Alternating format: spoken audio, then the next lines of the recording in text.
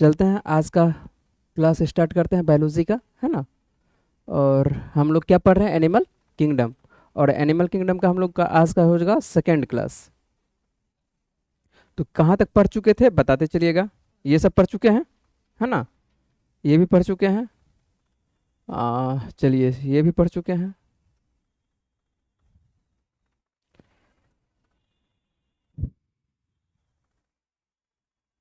Paramecium भी पढ़ चुके हैं, है ना। यहाँ तक पढ़ चुके थे। चलिए यहाँ से पढ़ना है हम लोगों को। और हम लोग क्या पढ़ रहे हैं? कौन सा संघ पढ़ रहे हैं? प्रोटोजोआ पढ़ रहे हैं। और प्रोटोजोआ के अंतर्गत हम लोग क्या क्या पढ़ चुके हैं? अमीबा और क्या चीज? अमीबा और पैरामीशियम पढ़ चुके हैं। चलिए ठीक है। और हम लोग तीसरा जो जीव पढ़ेंगे, और कौन सा है तीसरा जीव? यूग्लिना के बारे में। यूग्लिना आप लोगों को प्रश्न आता होगा परीक्षा में, और देख लेते हैं यूग्लिना के बारे में। यहाँ पर यूग्लिना के बारे में क्या क्या लिखा हुआ है। यूग्लिना सबसे पहले तो किस संघ में आएगा ये यूग्लिना? किस संघ के अंतर्गत आएगा? प्रोटोजोआ संघ के अंतर्गत आएगा। ठीक है। लिखने में आप लोगों को यदि दिक्कत है, ठीक है, तो छोड़ दीजिए, तब वही काम करेंगे, तब पीडीएफ दे देंगे। ठीक है। क्या जोर लिखना, यदि लिख सकते हैं स्पीड में तो लिखते चलिएगा, यदि नहीं लिख सकते हैं तब बाद में बात करेंगे। ठीक है, देख लीजिए, क्योंकि क्या कहते हैं, आपको ऐसा नहीं कि समझने में परेशानी हो फिर। तो यूग्लिना क्या है? एक कोशिकीय प्रोटोजोआ संघ के अंतर्गत आएगा, प्राणी आएगा, है ना। जीव ये किसके अंतर्गत आएगा? एक कोशिकीय सिंपल है, प्रोटोजोआ के अंतर्गत रहेगा। तो अब तो रटा क्या होगा कि प्रोटोजोआ के अंतर्गत रहेगा तो कितना कोशिका रहेगा? एक कोशिका रहेगा, है ना। अब तो ये तो रटा गया होगा।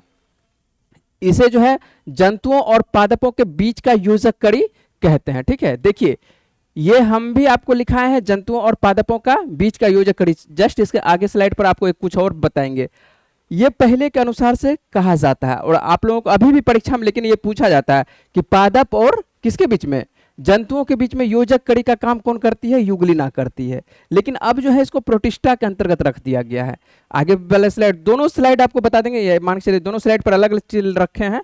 यहाँ पर जो है ये पुराने स्तर से यदि कोई परीक्षा में पूछा जाए तो आपको वो भी प्रश्न बनना चाहिए कि जंतुओं और पादपों के बीच के योजक कड़ी कौन काम करती है? यूग्लिना काम करती है। यूग्लिना इसलिए मान के चलिए कि दोनों के बीच का काम कर रहे हैं क्योंकि इसमें क्या पाया जा रहा है? हरित लवक पाया जा रहा है। हरित लवक किस में पाया जाएगा?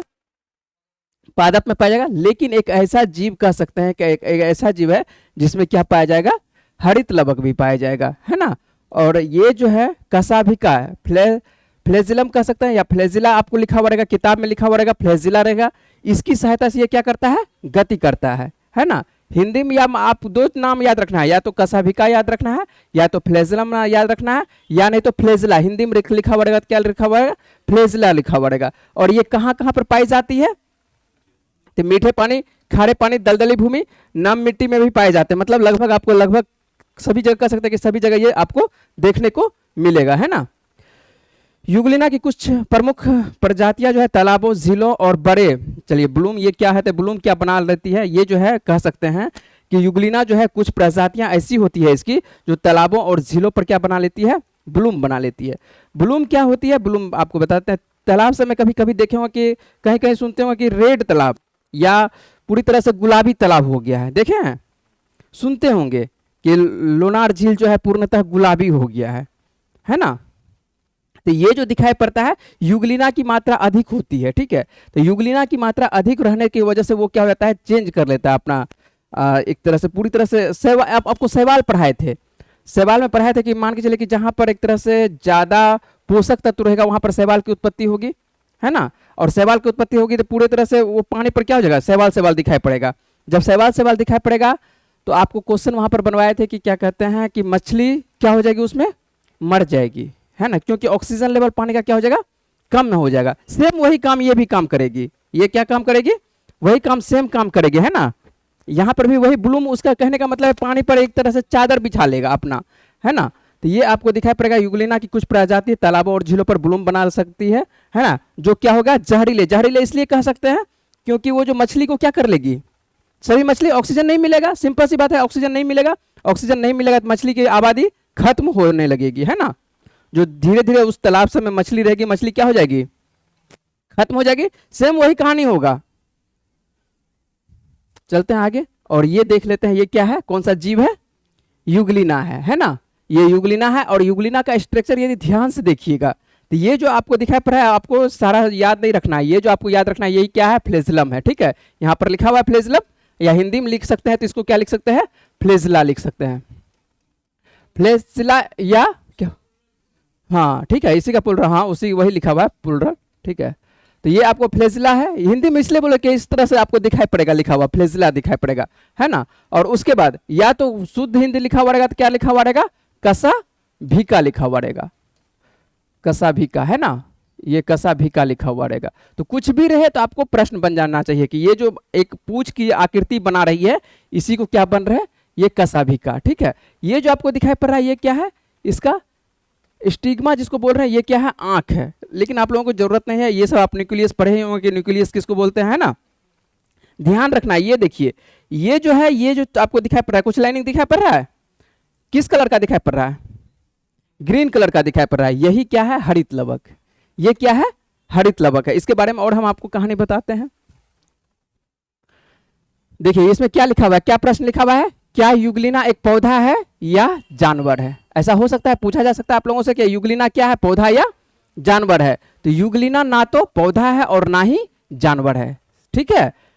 अभी इससे पहले आप क्या पढ़े थे, इससे पहले वाला स्लाइड पर ध्यान रखिए कि आपको पढ़ाए थे कि योजक कड़ी का काम करती है, दोनों के बीच में क्या काम करती है, योजक कड़ी का काम करती है।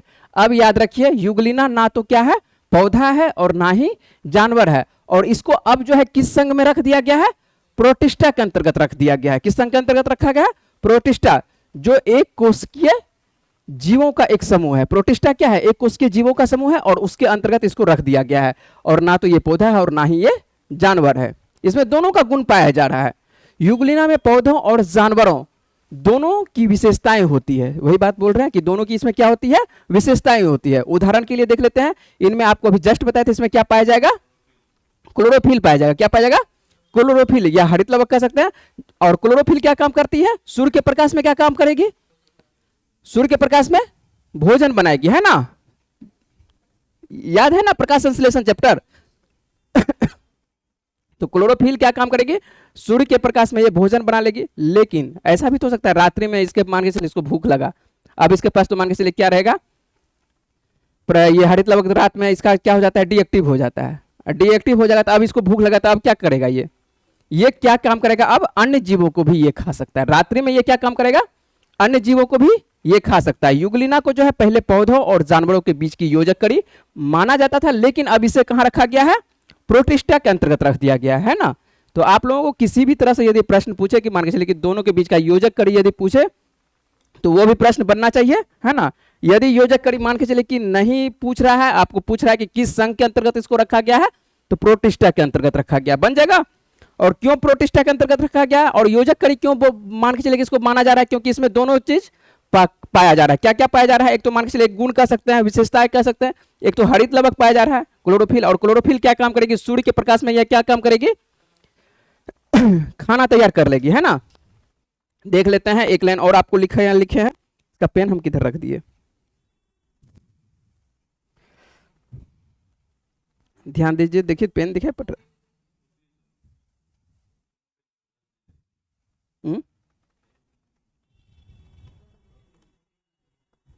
अरे क्या बोले, उससे होगा,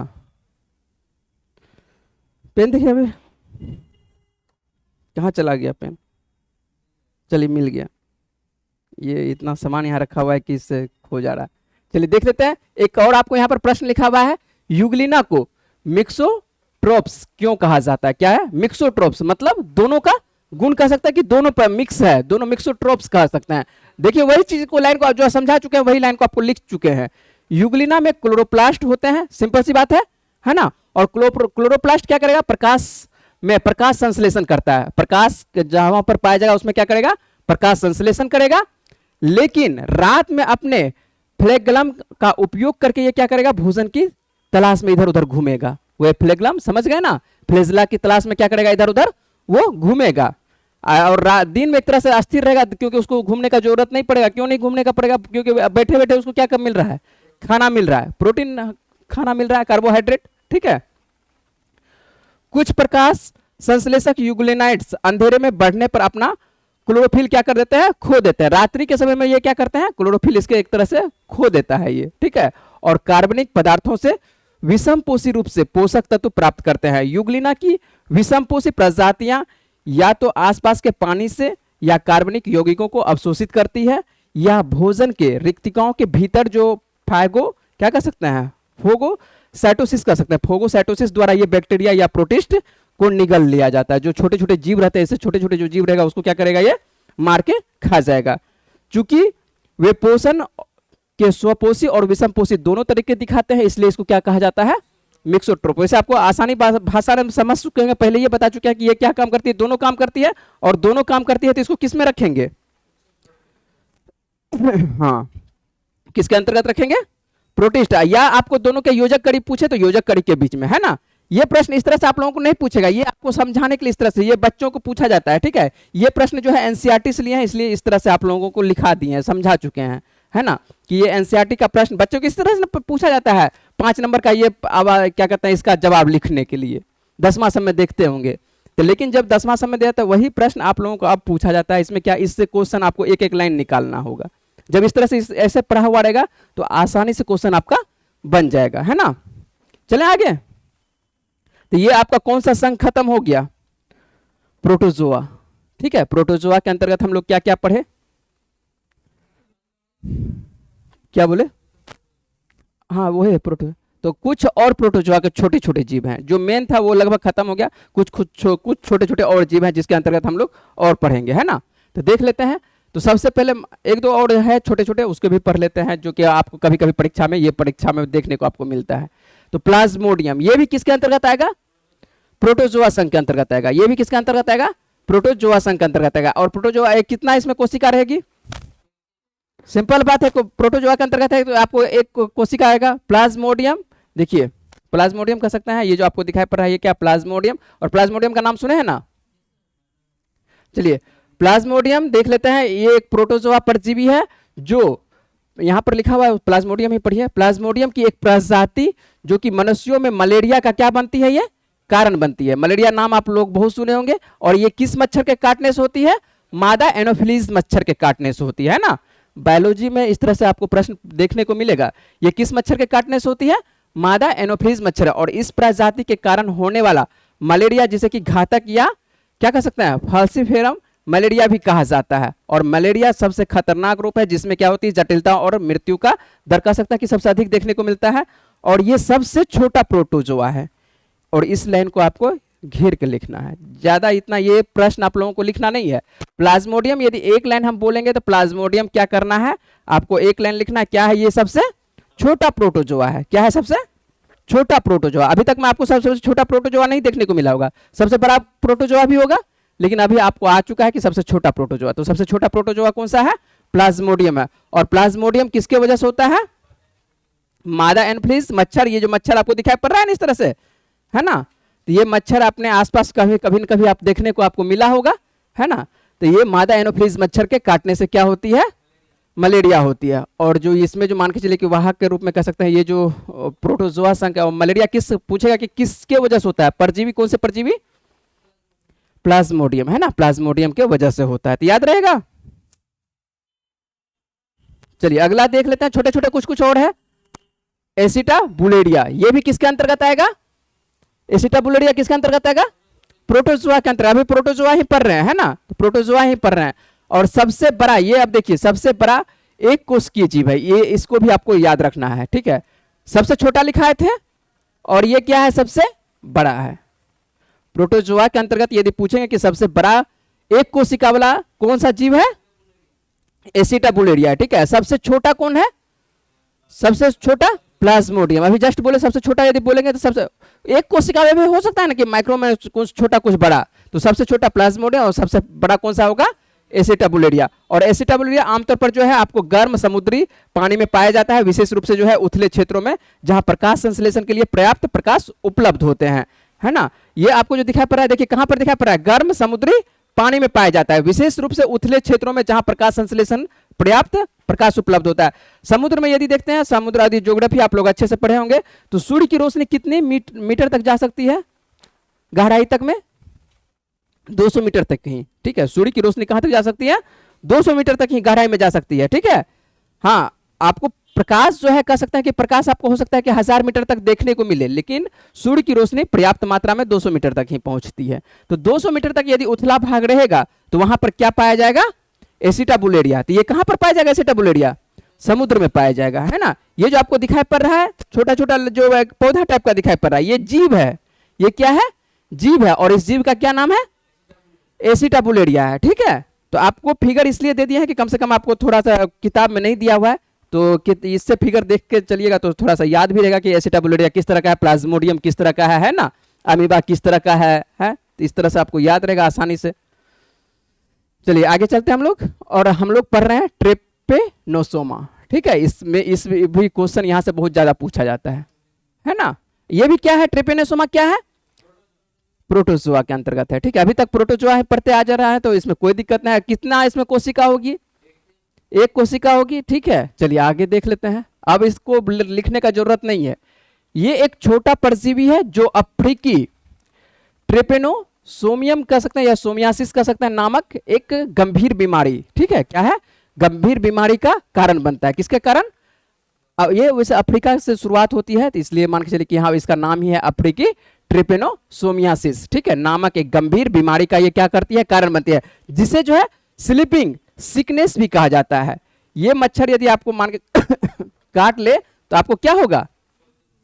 सोते रहिएगा।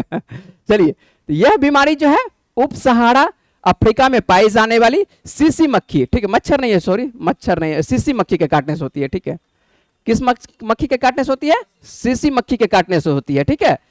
ये इंग्लिश में टीएससी लिखा हुआ रहेगा, टीएससी लिखा हुआ रहेगा, टीएससी मक्खी, ठीक है, टी से लिखा हुआ रहता है। तो ये लेकिन हिंदी में पढ़ते हैं तो सीसी पढ़ते हैं, जो इंग्लिश में पढ़ते हैं तो टीएससी लिखा हुआ। क्या बोले? हाँ, ठीक है, वहां पर आपको टी से देखने को मिलेगा, तो टीएससी उसको पढ़ा जाता है। किताब में आपको डायरेक्ट लिखा हुआ रहेगा, ठीक है। तो उसको ध्यान ये नहीं लिखना है कि गलत लिखा हुआ है। तो हिंदी में जो है सीसी मक्खी रखिएगा। सीसी मक्खी के काटने से मनुष्यों में ये फैलती है। तो ये जो आपको दिखाई पड़ रहा है ट्रिपेनोसोमियासिस नामक जो गंभीर बीमारी होती है, किसके काटने से होती है? सीसी मक्खी के काटने से होती है। और ये जो ट्रिपेनोसोमा है, ये क्या है? एक छोटा परजीवी है, ठीक है। ये क्या मक्खी आती है, काट लेती है, और एक छोटा सा क्या कहते हैं परजीवी छोड़ के चले जाता है, ठीक है। और ये छोटा सा परजीवी यदि छोड़ के चला गया तो कौन सा रोग हो जाएगा? Sleeping sickness. हाँ, उसी को निद्रा रोग कह सकता है कि निद्रा रोग हो जाएगा, ठीक है। और जब एक बार ये जब परजीवी रक्त प्रवाह में प्रवेश कर जाता है तो यह मस्तिष्क तक जा सकता है और केंद्रीय तंत्रिका तंत्र को बाधित कर सकता है, जिससे तंत्रिका संबंधी जो है समस्याएं हो सकती है। सिंपल बात है ना। ये जो आपको देखिए दो चित्र आपको दिखाई पड़ रहा है, एक दिखाई पड़ रहा है ट्रिपेनोसोमा का, आसानी से दिखाई पड़ रहा है, ठीक है। आपको लग रहा होगा कि ये बैगन टाइप का है ना, उसी कलर का है, सिंपल है। और इसमें भी मान के चलिए ये एक कोशिका का है, ये तो बहुकोशिका का है, सिंपल सी बात है, बहुकोशिका का। ये आया, एक क्या कर दिया? परजीवी छोड़ के चला गया, ठीक है। कहां पर? किसमें छोड़ के चला गया? रक्त में। और जैसे ही रक्त में ये सीसी मक्खी काट के चला जाएगा तो कौन सा रोग हो जाएगा? स्लीपिंग सिकनेस हो जाएगा। तो आप लोगों को प्रश्न पूछा जाएगा कि ट्रिपेनोसोमा किस संघ के अंतर्गत आएगा? तो किस संघ के अंतर्गत आएगा? प्रोटोजोआ के अंतर्गत आएगा। और ये जो होती है ट्रिपेनोसोमा किस मक्खी के काटने से होती है? सीसी मक्खी के काटने से होती है। और कौन सा रोग होता है? Sleeping sickness. इतना आपको याद रखना है, इससे ज्यादा आपको याद नहीं रखना है ना। याद, उम्मीद है कितना याद रहेगा, आसानी से याद रहेगा। चलिए, ये हो चुका है आपका, क्या हो चुका पूरी तरह से। इससे जो अभी तक में पढ़ चुके थे, ये आप था प्रोटोजोआ, ठीक है। इससे पहले आपको मान के चलिए कि एक पूरी तरह से छोटे छोटे जो प्रोटोजोआ था, जो प्रमुख था, अब मान के चलिए सभी के बारे में पढ़ना संभव नहीं है, है ना। जो परीक्षा में ज्यादा पूछा जाता है वो लगभग आपको बता चुके हैं, है ना। इतना आपको यदि याद रहता है तो इतना से आपको प्रश्न बन जाएगा। इतना आपके लूसेंट में लिखा हुआ भी नहीं है ना। तो लेकिन इतना प्रश्न पूछता है, ये सब प्रश्न पूछता है, बार बार पूछता है, ऐसा नहीं है कि बार बार नहीं पूछता है। तो जो प्रश्न पूछता है उसी प्रश्न को लिए हैं, है ना। चलते हैं आगे, चलते हैं पोरीफेरा के पास, है ना। और पोरीफेरा आपको लिखा चुके हैं, सीरीज लिखा चुके हैं। प्रोटोजोआ के बाद कौन सा आएगा? सीरीज पोरीफेरा आएगा। किताब में भी यही लिखा हुआ होगा, पोरीफेरा ही लिखा हुआ होगा, ठीक है। आइए पोरीफेरा शब्द का देख लेते हैं कि प्रयोग सर्वप्रथम किसके द्वारा किया गया था? तो रॉबर्ट ग्रांट के द्वारा किया गया, ठीक है। और कब किया गया था? 1825 में किया गया। वैसे ये प्रश्न पूछेगा नहीं, ठीक है। अब आइए, ये एक कोशिका का होगा कि यह बहुकोशिका का होगा? पहले ये बता दीजिए, है ना। प्रोटोजोआ ही केवल होगा, क्या होगा? एक कोशिका का। उसके अलावा आपको बता चुके थे, वो उसके अलावा क्या होगा? सभी बहुकोशिका का। और बहुकोशिका का मान के चलिए कि बताए थे कितना संघ होगा? फाइलम कितना होगा? 9 होगा, है ना, 9 फाइलम के अंतर्गत बांटा गया था, और प्रोटोजोआ का ले लेते हैं तो कुल मिला के 10। क्या कोई दिक्कत समझ में आ रहा है ना, कोई टेंशन नहीं ना। चले आगे। तो ये बहुकोशिकीय जीव होते हैं, और इस संघ के सभी जंतु कहां पर पाए जाएंगे? खारे पानी में पाए जाएंगे। खारे पानी मतलब समझ रहे हैं ना, है ना, ऐसा नहीं कि मान के चले कि नमक घोल दीजिएगा पानी में तो उसमें पाया जाएगा, ठीक है। तो ये खारे पानी मतलब समुद्री में, या नहीं तो झील, जो मान के चले खारा झील रहेगा उसमें पाया जाएगा, सिंपल सी बात है। देखिए ये कहां पर पाए जाएंगे? खारे पानी में पाए जाते हैं, मतलब समुद्री चट्टान या ठोस पदार्थ पर ये पाए जाते हैं। इस जंतुओं के शरीर में क्या होता है? बहुत से छिद्र होते हैं। क्या होता है? बहुत से छिद्र होते हैं। ध्यान रखना है, सिर्फ पोड़ीफेरा नाम आएगा, पोड़ीफेरा दिमाग में चलना चाहिए। पोड़ीफेरा मतलब उसके शरीर में छिद्र, ठीक है। और जिन्हें छिद्र को क्या बोलते हैं? ऑस्टिया कहा जाता है। क्या कहा जाता है? ऑस्टिया कहा जाता है। इन्हीं छिद्र से जो है जल, ऑक्सीजन, भोजन और इनके शरीर में जो है पहुंचता है, ठीक है। ये जो छिद्र होते हैं, यही छिद्र क्या करता है? इसका सारा काम करता है। इनका आकार जो है किस प्रकार का होता है? और नियमित होता है, और ये जीव एक स्थान से दूसरे स्थान पर गति नहीं कर सकते हैं। क्या कर सकते हैं? एक स्थान से दूसरे स्थान पर नहीं करेंगे। जहां पर रहेंगे ये क्या करेंगे? फिक्स रहेंगे। क्या करेंगे? एक जगह पर रहेंगे, फिक्स रहेंगे। देख लेते हैं आवाज, चलिए कुछ देर तक है, ठीक है। तो ये एक स्थान पर क्या रहेंगे? फिक्स रहेंगे, है ना। और चलिए आगे चलते हैं। और गति सिंपल याद रखिएगा, गति नहीं करते हैं। इन्हें जो है एनिमल किंगडम का क्या कहा जाता है? स्पंज भी कहा जाता है। इसे क्या कहा जाता है? एनिमल किंगडम का स्पंज कहा जाता है, याद रखिएगा। पोरीफेरा के उदाहरण देख लेते हैं, क्या क्या आता है। साइकन आता है, यूप्लेटेला आता है, स्पंजिला आता है, और क्या आता है? यूस्पेंसिया और हाइलोनेमा आता है, ठीक है। ये नाम आप लोगों को कठिन लग रहा होगा, है ना। सिर्फ आपको याद रखना है कि साइकन आता है, ये क्या आता है? यूप्लेटेला कह सकते हैं, यूप्लेटेला कह सकते हैं, स्पेंजिला कह सकते हैं, यूस्पेंसिया कह सकते हैं, और उसके बाद हाइलोनेमा कह सकते हैं। और ये किसके अंतर्गत आता है? पोरीफेरा का अंतर्गत आएगा। हम पहचानेंगे कैसे पोरीफेरा का जीव है? ये क्या पाया जाएगा? इससे छिद्र पाया जाएगा। छिद्र दिखाई पड़ रहा है, देखिए ये आपको जो दिखाई पड़ रहा है, ये जो सभी क्या है? पोरीफेरा का जंतु है। ये कहां पर पाया जाएगा? खारे पानी मतलब समुद्री चट्टानी सब पर आपको दिखाई पड़ेगा, है ना। कोई दिक्कत यहाँ पर? देखिए ये सब जो आपको दिखाई पड़ रहा है, छोटे छोटे छिद्र दिखाई पड़ रहा है, सभी में आपको दिखाई पड़ेगा। ये सब में भी देखिए छिद्र पाया जा रहा है। ये क्या चल सकता है? आपको पहले ही बताया कि ये क्या होगा? फिक्स होगा। स्थान, अपने स्थान पर क्या होगा? ये फिक्स होगा। तो ये जो आपको दिखाई पड़ रहा है, यही सब पोरीफेरा के अंतर्गत ये जीव आता है, ठीक है। याद रहना चाहिए, सिर्फ क्या रहना चाहिए याद इसमें कि ये फिक्स रहेगा, और इसको क्या कहा जाता है? स्पंज के नाम से भी इसको जाना जाता है। और ये कह सकते हैं कि अपने स्थान पर क्या रहेगा? फिक्स रहेगा, ये गति नहीं करेगा। हम लोग पढ़ लेते हैं सिलेंटेट्रा के बारे में, ठीक है। थोड़ा सा बैटरी चार्ज नहीं है तो बार बार हमको देखना पड़ रहा है। बैटरी चलिए चल रहा है, जब तक बैटरी चल रहा है तब तक क्लास चलता रहेगा, है ना। चलिए कोई बात नहीं है, पता चल जाएगा वहां पे। चलिए ठीक है, आगे चलते हैं हम लोग। सिलेंटेट्रा के बारे में पढ़ लेते हैं। तो सिलेंटेट्रा देख लेते हैं कि सिलेंटेट्रा, पोरीफेरा में कुछ नहीं है। पोरीफेरा आप एक दो लाइन ही याद रखिएगा, कोई कुछ ज्यादा ऐसा नहीं कि ज्यादा याद रखना है। क्या क्या याद रखना है? ये आपको मान के चलिए, इसका सिर्फ याद रखना है ये कहां पर पाया जाएगा? खारे पानी में पाया जाएगा। और इसका शरीर किस प्रकार रहेगा? छिद्र युक्त रहेगा। और ये स्थान, एक स्थान से दूसरे स्थान पर गति नहीं करेगा। और उसके बाद ये जो आपको दिखाई पड़ा है, इसको स्पंज के नाम से भी जाना जाता है ना। क्या स्पंज याद नहीं रखना है? साइकन इसे याद रखिए, एक साइकन याद रखिएगा, ठीक है। और क्या कहते हैं आप? यूप्लेटेला की याद रखिएगा, हाइलोनेमा की याद रखिएगा, ठीक है। एक दो उदाहरण जो लिखा है इतना ही याद रखिएगा, ये काफी है, ठीक है। चलिए आगे हम लोग चल लेते हैं। और अगला कौन सा संघ है हम लोगों का? सिलेंटेट्रा है, ठीक है। तो सिलेंटेट्रा के अंतर्गत हम लोग देख लेते हैं क्या होता है। ये किस प्रकार का कोशिका होगा? एक कोशिका या बहुकोशिका? सबसे पहले तो यह याद रखना है। अब लिखने का जरूरत है? बहुकोशिका नहीं लिखने का जरूरत है, ठीक है। इसका ये तो बहुकोशिका होगा। और इसका अन्य नाम के नाम से किस नाम से जाना जाता है? इसको निडेरिया के नाम से भी जाना जाता है। इसको क्या कहते हैं? निडेरिया के नाम से। ऐसे जीव जिनके मुंह से बाल निकले होते हैं, क्या होते हैं? इसके मुंह से क्या होगा? बाल निकला हुआ रहेगा। अब इस जीव को हम पकड़ेंगे कैसे? कौन सा जीव किस अंतर्गत? देखिए सभी का अलग अलग कुछ ना कुछ खासियत है सभी जीव का, है ना। तो देख लेते हैं। तो सिलेंटेट्रा का क्या है? इसके मुंह से क्या निकला हुआ रहेगा? बाल निकला हुआ रहेगा, अर्थात जालनुमा संरचना इसमें पाई जाती है। सिलेंटेट्रा समुदाय, क्या लिखा हुआ? सिलेंटेट्रा समुदाय में आते हैं, सिंपल लिखा हुआ है। ये जो जालनुमा संरचना पाई जाती है किसके अंतर्गत आएगा? सिलेंटेट्रा के अंतर्गत आएगा। इसका मतलब है कि जो छोटे छोटे इसके मुंह पर क्या पाई जा रही है? बाल पाई जा रही है ना, बालनुमा संरचना, है ना। तो बालनुमा संरचना पाई जा रही थी, ये किसके अंतर्गत आएगा? सिलेंटेट्रा के अंतर्गत आएगा। इस संघ के जंतु जो मुख्य रूप से जो है कहां पर पाए जाएंगे? समुद्री जल में पाए जाते हैं। और इनमें श्वसन तंत्र, उत्सर्जन तंत्र, परिसंचरण तंत्र कुछ भी नहीं पाया जाता है, कुछ भी नहीं पाया जाता है ना। जैसे हाइड्रा, जैसे हाइड्रा, हाइड्रा के बारे में कहीं ना कहीं पढ़े थे, कहां पर पढ़े थे? रिप्रोडक्शन में, हाँ ठीक है, प्रजनन वाले चैप्टर में पढ़े थे। और ये किस प्रकार से क्या कहता है, करता है, लैंगिक या अलैंगिक प्रजनन? किस प्रकार से? अलैंगिक। अलैंगिक में किस विधि से? कैसे? हाँ, मुकुलन विधि से, है ना, ठीक है। ये अपने शरीर से ही क्या करेगी, काटेगी अपने एक अंश को और अपने संतति को पैदा करेगी। तो ये आप लोग, हम लोग पढ़े हुए थे, कहां पर पढ़े हुए थे?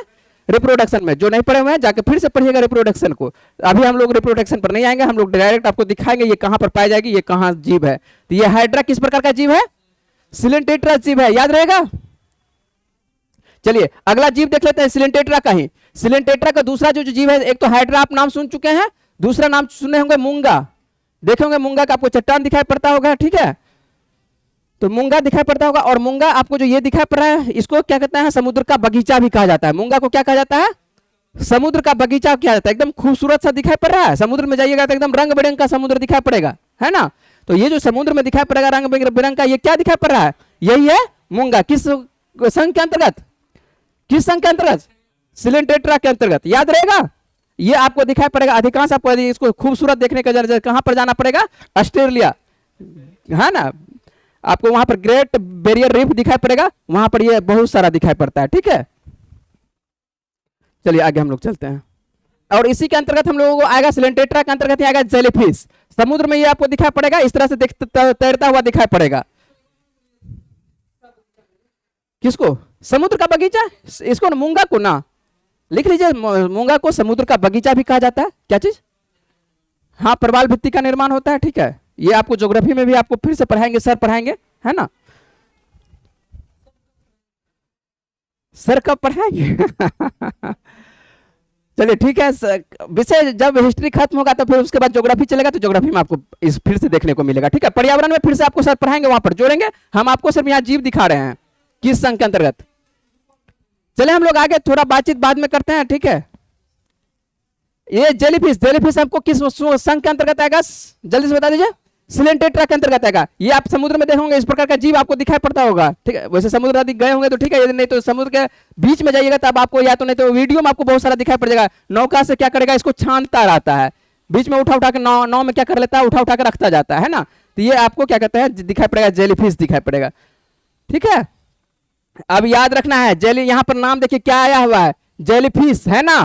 फिश मतलब, फिश मतलब, वैसे हम पूछ रहे हैं फिश मतलब मछली, तो ध्यान रखना है कि ये मछली नहीं है, ठीक है। ये मत्स्य वर्ग में नहीं आएगा, है ना। उस वक्त यही ऑप्शन दिया पड़ेगा कि मत्स्य वर्ग में कौन नहीं है, तो है ना, इस तरह से ऑप्शन रहेगा। ये प्रश्न ध्यान रखना कि जेलीफिश क्या है, किस संघ के अंतर्गत है?